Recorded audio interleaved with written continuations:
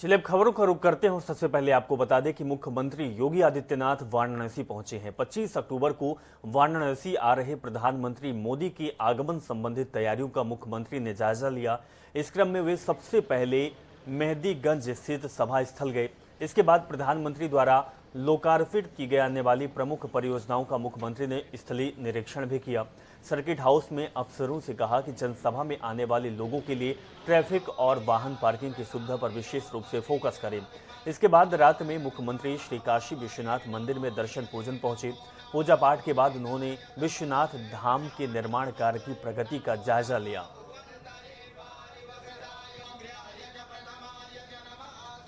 तो हम आपको तस्वीर भी दिखा रहे हैं। दो तस्वीर आपकी टीवी स्क्रीन पर है। पहली तस्वीर में सीएम योगी आदित्यनाथ ने निरीक्षण किया है और दूसरी तस्वीर में पूजा पाठ करते हुए भी योगी आदित्यनाथ दिखाई दे रहे हैं।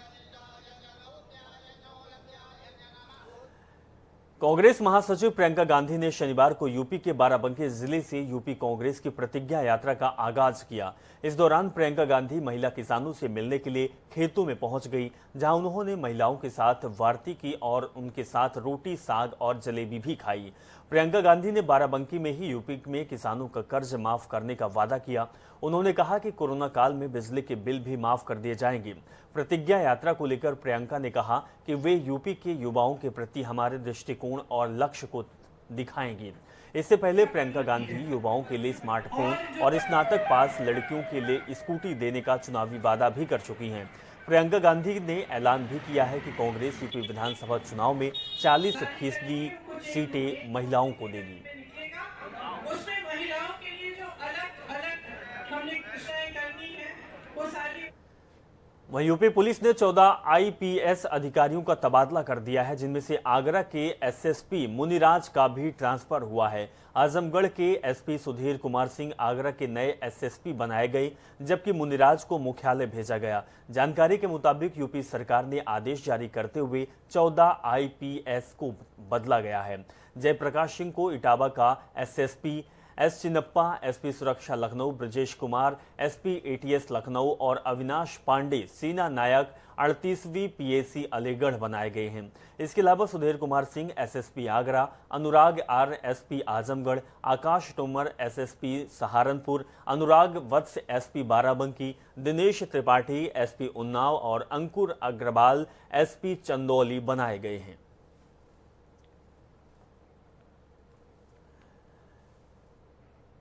इसी बीच एक बड़ी खबर आ रही है। बहुजन समाज पार्टी के सांसद अतुल राय की मुश्किलें लगातार बढ़ती जा रही है। अतुल राय और हिस्ट्री शीटर सुरजीत सिंह पर लगा गैंगस्टर एक्ट। तो बड़ी खबर दिखा रहे हैं। दुष्कर्म के आरोप में जेल में बंद है अतुल राय। वाराणसी कमिश्नर पुलिस ने दर्ज किया है मुकदमा और जल्द ही दोनों की संपत्ति भी जब्त की जाएगी। तो बड़ी खबर हम आपको दिखा रहे हैं। बसपा के नेता और बसपा के सांसद के ऊपर गाज गिरी हुई है। गैंगस्टर एक्ट के तहत मुकदमा दर्ज हुआ है अतुल राय के ऊपर। बड़ी खबर आपकी टीवी स्क्रीन पर। बसपा सांसद की मुश्किलें लगातार बढ़ती जा रही हैं। पेट्रोल डीजल की कीमतों को लेकर दिए अपने बेतुके बयान से फर्जीहत करा चुके यूपी सरकार के मंत्री उपेंद्र तिवारी ने धमकी भरे अंदाज में सफाई दी। बलिया में उन्होंने कहा है कि सुनने वाले समझ नहीं पाए, लिखने वाले नशे में रहते हैं। मैंने पेट्रोल से चलने वाली 4 व्हीलर की बात की थी। मंत्री यही नहीं रुके, उन्होंने खुद को बेबाक बताते हुए दूसरों को दायरे में रहने की नसीहत दे डाली। दरअसल विपक्षी पार्टियों के निशाने पर आने और सोशल मीडिया पर ट्रोल होने के बाद उपेंद्र तिवारी की प्रतिक्रिया आई है। उन्होंने कहा है कि 2 दिन पहले यानी कि 21 अक्टूबर को जालौन में यूपी सरकार के मंत्री उपेंद्र तिवारी ने पेट्रोल डीजल की कीमतों को लेकर बयान दिया था। उन्होंने कहा था कि मुट्ठी भर लोग ही हैं जो 4 पहिया वाहन चलाते हैं, उन्होंने भी पेट्रोल की आवश्यकता नहीं है। 95% लोगों को पेट्रोल की आवश्यकता बिल्कुल नहीं है। इस तरीके की बात उपेंद्र तिवारी ने कही थी।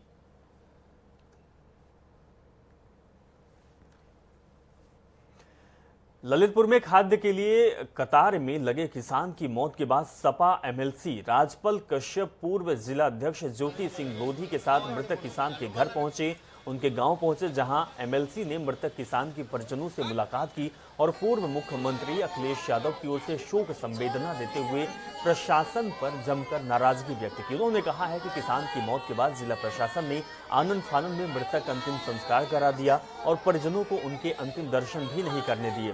साथ ही मृतक के परिजनों को सरकारी नौकरी और 20 लाख रुपए की आर्थिक मदद दिलाए जाने की सरकार से मांग की है।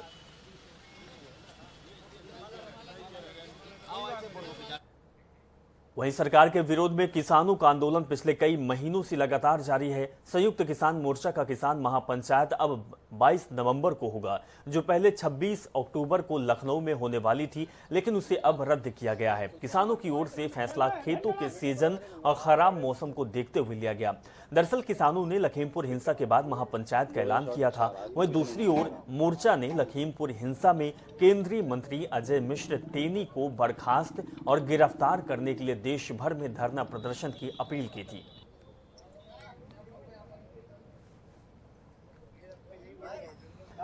लखीमपुर खीरी में 3 अक्टूबर को उपद्रव के बाद हिंसा में 4 किसान सहित 8 लोगों की मृत्यु के मामले में पुलिस ने 3 और लोगों को गिरफ्तार कर लिया है।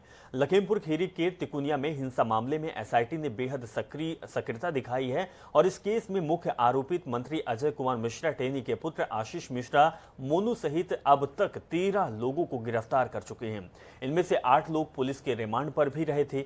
लखीमपुर खीरी के तिकुनिया के हिंसा के मामले में इस केस की जांच कर रही एसआईटी ने 3 अन्य लोगों, जिसमें से मोहित त्रिवेदी, धर्मेंद्र सिंह और रिंकू राणा को गिरफ्तार किया है। इसके ऊपर आरोप है कि ये तीनों घटना के समय स्कॉर्पियो गाड़ी से सवार थे और इस तरह से तिकोनिया हिंसा के मामले में अब तक कुल 13 गिरफ्तारी हो चुकी है।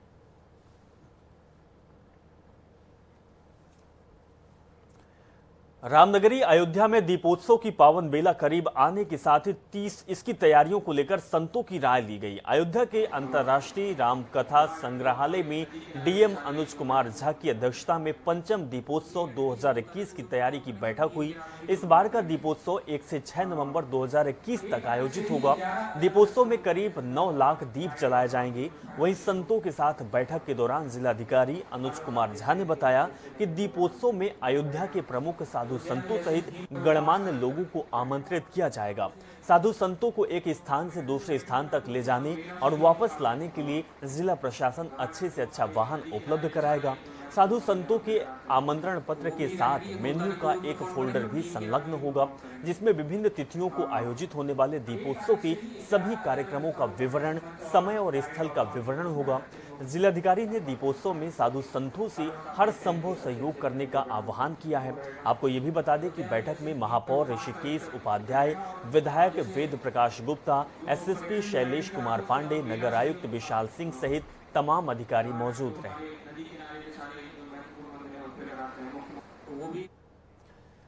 भारतीय जनता पार्टी के प्रदेश कार्यालय में आज कई दलों के नेताओं ने बीजेपी की सदस्यता ग्रहण कर ली है। सदस्यता लेने आए अन्य दलों के नेताओं के साथ भारी संख्या में उनके साथ उनके समर्थक और कार्यकर्ता पहुंचे, जिसमें भारतीय जनता पार्टी के कार्यालय में युवाओं, महिलाओं की भीड़ देखने को मिली। बहुजन समाज पार्टी का दामन छोड़ नीरज कुमार वर्मा 388 पतर देवा विधानसभा से आज भारतीय जनता पार्टी का दामन थामा है और भाजपा की नीतियों से प्रेरित होकर अपने साथ कई कार्यकर्ताओं को भारतीय जनता पार्टी की सदस्यता दिलाई। वहीं लखनऊ के संयोगिता चौहान भाजपा की नीतियों से प्रेरित होकर अपने सहयोगियों के साथ भारतीय जनता पार्टी की सदस्यता ली।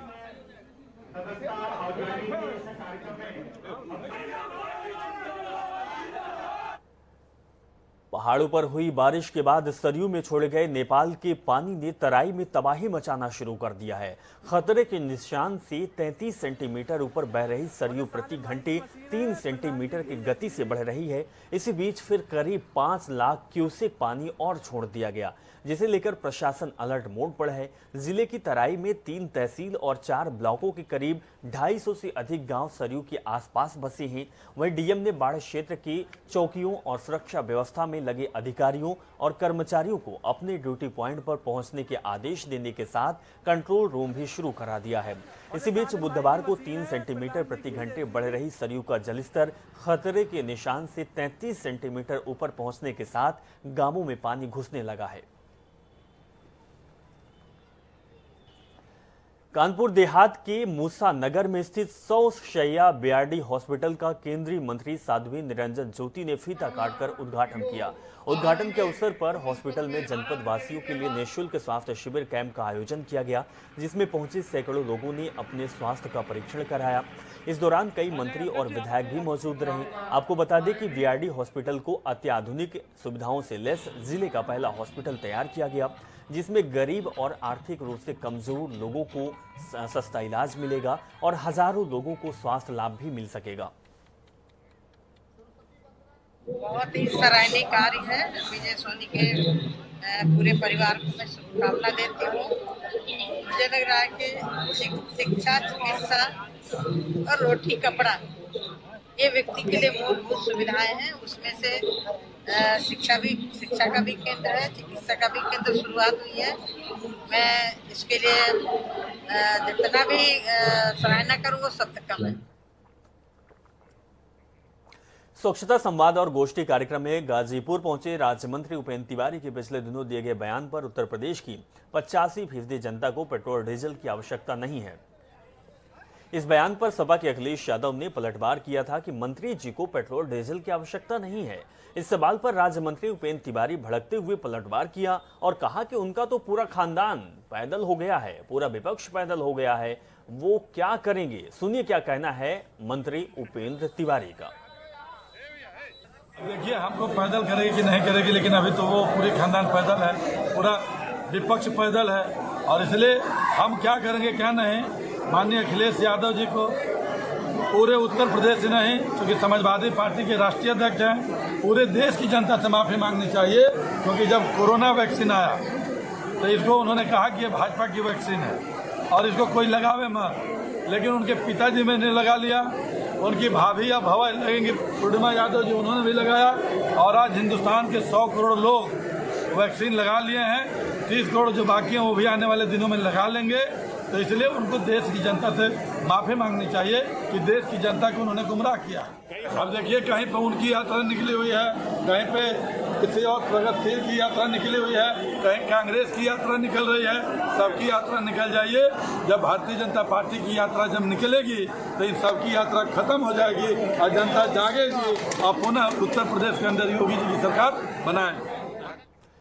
समाजवादी पार्टी के संरक्षक मुलायम सिंह यादव के बेहद करीबी माने जाने वाली तोताराम यादव ने मैनपुरी में बड़ा बयान दिया है। तोताराम यादव ने कहा है कि शिवपाल और अखिलेश मिलकर भाजपा को धोखा देना चाहते हैं। उन्होंने मुलायम सिंह के जन्मदिन यानी कि 22 नवंबर को शिवपाल और अखिलेश के एक होने का बड़ा बयान भी दिया है। तोताराम यादव ने 2022 के विधानसभा चुनाव में सपा को 250 से अधिक सीटें लाने का दावा किया, तो वहीं भाजपा की 70 से अधिक सीट न आने की भी बात कही। वहीं मुख्यमंत्री पर भी उन्होंने निशाना साधा। क्या कुछ उन्होंने कहा, हम आपको सुनाते हैं। अखिलेश 2.5 से प्लस। किस तरीके से, क्या आंकड़ा है आपका? मेरा आंकड़ा ये है कि इस समय अखिलेश का जो वोट का आधार है, हमको वोट मामूलन 90% मिल रहा है, हमको 100% यादव मिल रहा है, हमको जाट और गुर्जर मिल रहा है। पश्चिमी उत्तर प्रदेश में हमको 100 से ऊपर सीटें आ रही हैं। जब मैं पश्चिमी उत्तर प्रदेश में हमारी कभी सीटें नहीं आती, वहाँ पे मेरा एक तरफा चुनाव है, तो ये हमको कहीं फेस नहीं कर पा रहे हैं। बीजेपी भतीजे बिल्कुल तैयार है और उनका जो मामला है, बीजेपी को हम लोग धोखा दे करके और उनके छक्का लगाएंगे। नेताजी के जन्मदिन पे अखिलेश और चाचा भतीजे एक हो जाएंगे और सरकार बनवाएंगे। समाजवादी पार्टी से भले आदमियों की पार्टी है, इसमें हमारा नेता अखिलेश है। अखिलेश पर कोई छिटका नहीं लगा अभी तक है। और जो मुख्यमंत्री है इस समय एट दिस टाइम, उसमें 45 मुकदमे हैं और वो ऐसा मुख्यमंत्री जो अपने मुकदमे अपने हाथ से ही मुकदमा वापस ले रहा है। उत्तराखंड के मुख्यमंत्री पुष्कर सिंह धामी की अधिकारियों के साथ समीक्षा बैठक खत्म हो गई। सीएम आज अल्मोड़ा, चंपावत और पिथौरागढ़ जिले में आपदाग्रस्त इलाकों का दौरा करने के बाद हल्द्वानी के सर्किट हाउस पहुंचे थे। मुख्यमंत्री ने सभी अधिकारियों को सख्त निर्देश दिए हैं कि आपदा राहत बचाव कार्य में किसी भी प्रकार की लापरवाही बर्दाश्त नहीं की जाएगी। यदि कोई भी अधिकारी लापरवाह माना गया तो उसके खिलाफ कड़ी कार्रवाई भी की जाएगी। साथ ही अगले 2 दिनों में आपदा से प्रदेश में हुए नुकसान का पूरा आकलन भी किया जाएगा।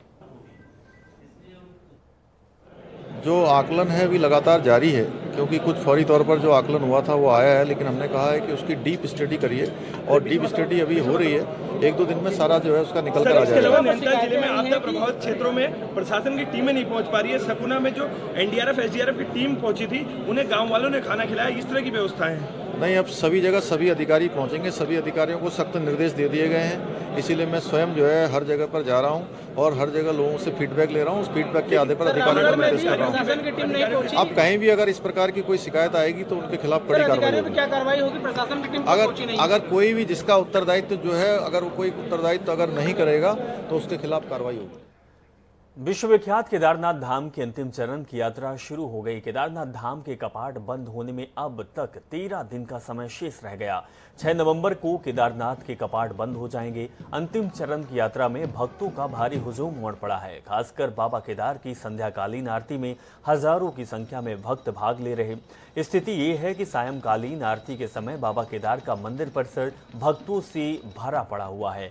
भक्तों के जयकारों और मंदिरों में चमक रही लेजर लाइटों के बीच धाम का नजारा बेहद ही आकर्षक बना हुआ है।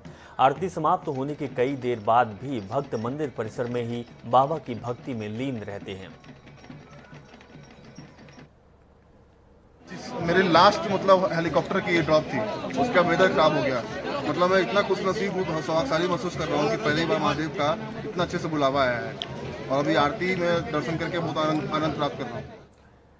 वहीं केदारनाथ धाम में एक बार फिर मौसम का मिजाज बदल रहा है। बता दें कि धाम में बर्फबारी के साथ साथ बारिश भी हो रही है। केदारनाथ धाम में इस सीजन की ये पहली बर्फबारी है, जबकि धाम की चोटियों पर कई बार इससे पहले भी बर्फबारी हो चुकी है। वहीं बर्फबारी के बाद से ही धाम में ठंड और बढ़ गई। हालांकि बर्फबारी और बारिश के बावजूद भी भक्त बाबा केदार के दर्शन के लिए लाइन में लगे हुए हैं। रुद्रप्रयाग पुलिस अधीक्षक आयुष अग्रवाल ने बताया कि हर दिन 15,000 से लगभग यात्री केदारनाथ धाम पहुंच रहे। यात्रियों की बढ़ती संख्या को देखते हुए पुलिस फोर्स भी तैनात की गई। यात्रियों को किसी भी प्रकार की दिक्कत ना हो, इस बात का भी पूरा ख्याल रखा जा रहा है।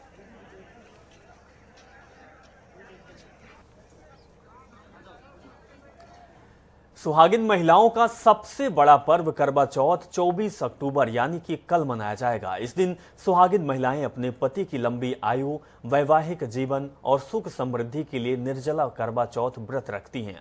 व्रती महिलाएं रात को चांद दर्शन और पूजा के बाद व्रत तोड़ती हैं। मान्यता ये है कि चांद दर्शन और चांद को अर्घ्य देने के से पति की लंबी आयु और सुख समृद्धि का आशीर्वाद भी प्राप्त होता है।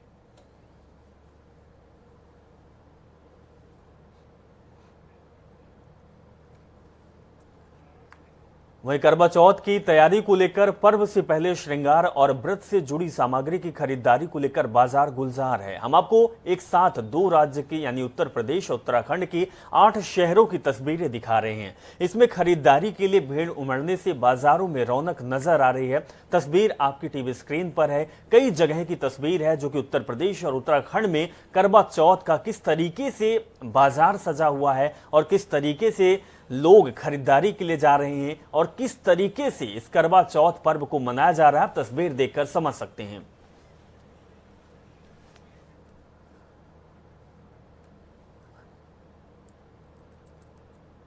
हम आपको तस्वीर दिखा रहे हैं। तस्वीर है मथुरा की। हरदोई, मेरठ, औरैया, गाजियाबाद, देहरादून और हरिद्वार और साथ में मसूरी की, जहां पर ये तस्वीर है और इस तस्वीर में बाजार किस तरीके से सजा हुआ है, बाजार में किस तरीके के चहल पहल और रौनक है, आप समझ सकते हैं। तो करवा चौथ बात की जाए तो हिंदू धर्म का सबसे बड़ा त्योहार माना जाता है और ये त्योहार पूरे देश में धूमधाम से मनाया जाता है। सुहागिन औरतें अपने पति के लंबी उम्र के लिए ये त्योहार रखती हैं, निर्जला रहती हैं और इसके बाद चांद का दीदार करती हैं और अपने पति का चेहरा देखकर अपना ये व्रत खोलती हैं। तो ये त्योहार बेहद ही खास होता है औरतों के लिए। चलिए इस खबर के साथ फिलहाल इस बुलेटिन में बस इतना ही। आप देखते रहें जनता टीवी और अपना बहुत ख्याल रखें। नमस्कार।